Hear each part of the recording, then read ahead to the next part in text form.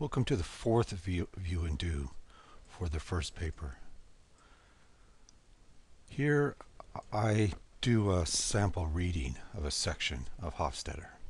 Okay, so in what follows I give you a sample reading of one of the sections of Hofstadter's essay. Notice how I seem to be talking / writing to myself as I read. This is the form I want your essay to take.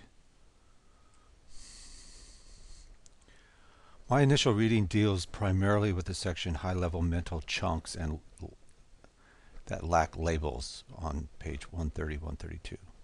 While reading this section, I breezed past the notion of stock phrases, the first sentence, and until I got to the phrase, each one of us also remembers many thousands of events in our personal lives that are so large and so idiosyncratic that no one has ever given them a name. There I pause. I recalled this earlier idea that categories are used to get to the bottom of ideas, to think. And that is what they are good for. I say to myself. I continued reading.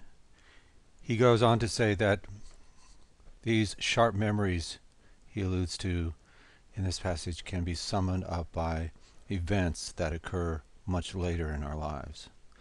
I immediately thought about the way I want students to access their past in the course essays, and that such memories are the source of meaning and a way to find the meaning, as Hofstadter says, by a process of mental mapping.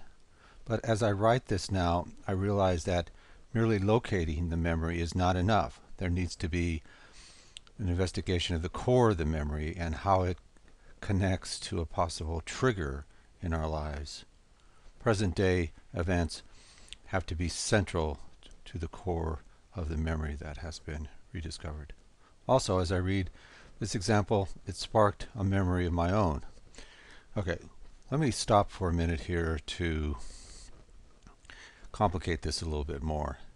I go in to this memory of my own here of my friend Michael in Amsterdam, but what I really want you to do when you do this kind of connection between what he says and something in your life, this kind of associative, kind of connection, I want you to go back then to his essay and tell us how this process of connection helps you read him.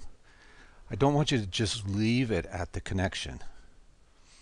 Okay, that's been problematic in the past with this, kind of essay. So when I say here, but as I write this now, I realize that merely locating the memory is not enough. There needs to be an investigation of the core of the memory. I want to go back to him to see how he does this with his example.